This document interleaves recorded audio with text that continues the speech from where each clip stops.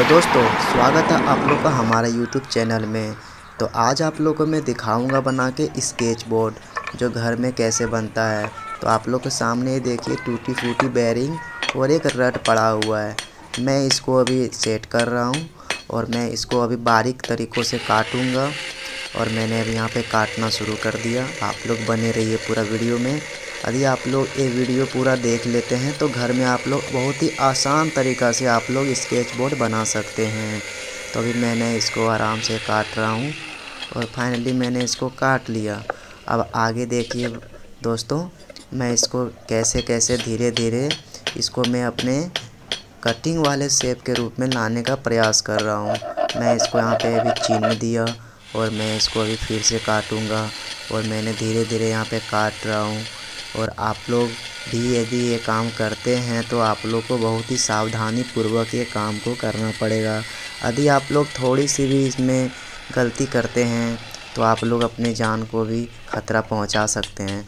तो दोस्तों आप लोग वीडियो में बने रहिए और आप लोग ऐसे ही वीडियो देखकर घर में बनाना सीख सकते हैं। तो फाइनली दोस्तों अभी देख सकते हो इसका पूरी तरह से कटिंग हो चुका है। हमको इसी शेप में चाहिए था। तो फाइनली दोस्तों आप लोग अपने अपने स्केट बोर्ड साइज़ के अनुसार कटिंग कर सकते हैं। चलिए अब इसके आगे का प्रोसेस को आगे बढ़ाते हैं। तो अभी देखिए दोस्तों, मैं बेरिंग में इसको भी सेट करने का प्रयास कर रहा हूँ और मैंने यहाँ पे चिन्ह दिया क्योंकि उसका जो सेट होने का जो जगह है बहुत ही छोटा है। मुझे इतना इसको उड़ाना पड़ेगा काट के। तो आप लोग भी दोस्तों ऐसे चिन्ह दे के बहुत ही आसानी तरीक़ों से आप लोग इसमें सेट कर सकते हैं। और मैंने यहाँ पे ग्राइंडर की मदद से और यहाँ पे चाक की मदद से मैं इसको थोड़ा सा रिमूव कर रहा हूँ। तो दोस्तों अभी आप लोग देख रहे हैं ग्राइंडर की मदद से जो ऊपर वाले छल्ला हैं रड के ऊपर, मैं उसको उड़ा रहा हूँ ताकि जो पुरानी वाली वेल्डिंग है उसमें अच्छी तरह से फिट हो सके। तो दोस्तों देख रहे धीरे धीरे मैं इसको सेट करने का प्रयास कर रहा हूँ और यहाँ पे काफ़ी हद तक हमारे सेट हो चुके हैं। अब यहाँ पे बहुत ही आसानी तरीक़ों से देखिए दोस्तों बेरिंग में सेट हो चुका है। अब मैं इसको ऐसे ही थोड़ा पीट के इसको मैं सेट करूँगा और सेट होते ही दोस्तों मैं इसमें एक बहुत ही अनोखी चीज़ करूँगा। यदि आप लोग के पास वो सामान नहीं होगा तो दोस्तों आप लोग ये वीडियो देखकर भी आप लोग घर में सामान नहीं बना सकते हैं। यदि आप लोग को स्केच बोर्ड घर में बनाना है तो जितने भी सारे इसमें मटेरियल्स लगेगा मैं इसका पूरा डिस्क्रिप्शन में इसके बारे में लिख दूंगा। तो दोस्तों देख रहे हो मैं अभी बेरिंग को यहाँ पे गर्म कर रहा हूँ क्योंकि बहुत ही पुराना बेरिंग है तो ये अच्छी तरह से वर्क नहीं करेगा।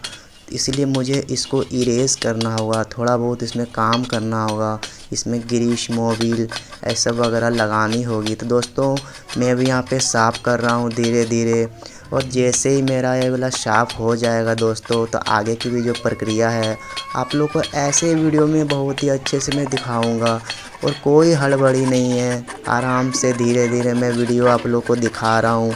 आप लोग भी वीडियो आराम से धीरे धीरे देखकर आप लोग सीख सकते हैं।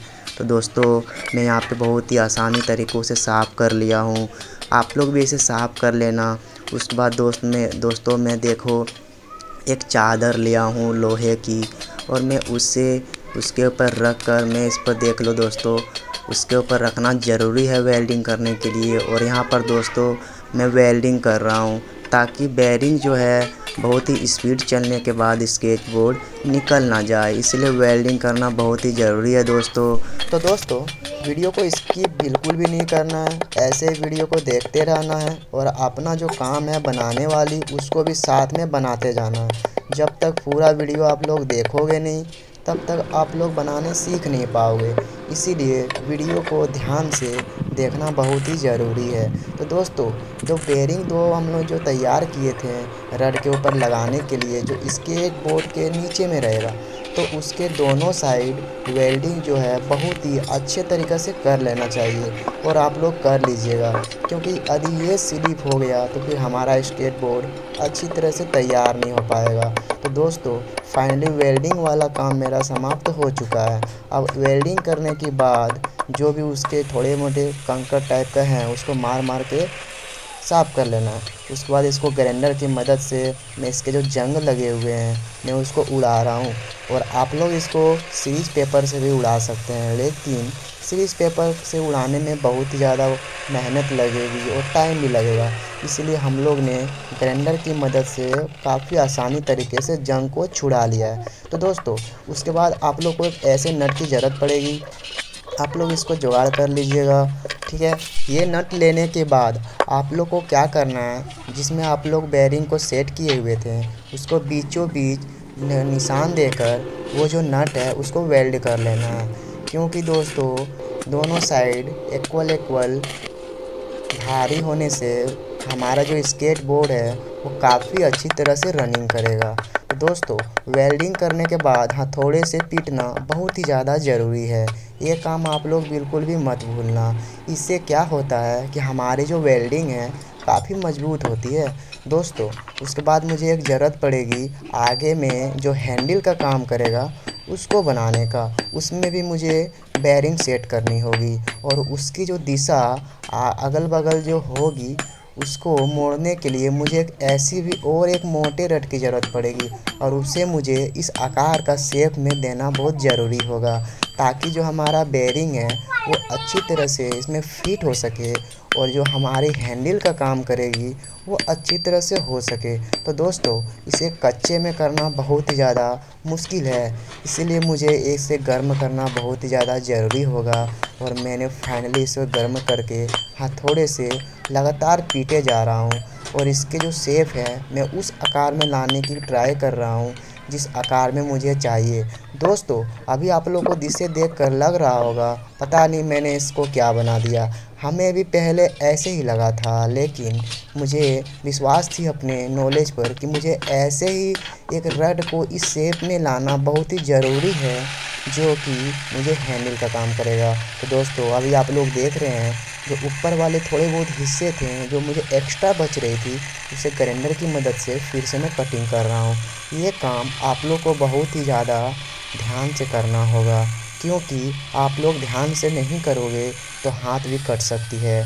और दोस्तों इसे कटिंग करने के बाद इसे मुझे थोड़ी बहुत ऊपर वाले जो छल्ले हैं वो जो लेयर हैं उसको मैं इरेज कर रहा हूँ, ताकि हमारी जो बेयरिंग है इसमें पूर्ण तरीके से फिट हो सके। तो दोस्तों ये वाली काम लगातार मैं कर रहा हूँ और फाइनली मुझे वह शेप में मिल गया जिस शेप में मैं करना चाहता था। दोस्तों तो अभी भी आप लोग को ये वाली चीज़ अपने दिमाग में नहीं आ रही होगी कि क्या ही बन रहा है। तो दोस्तों वीडियो को देखते रहिए और जो एक वेयरिंग था उसे मुझे इसमें जोड़ना ज़रूरी है। फिर मुझे वेल्ड कर रहा हूँ और इसको वेल्डिंग करने की जो प्रक्रिया है ये आप लोग बहुत ही सावधानी से करना होगा।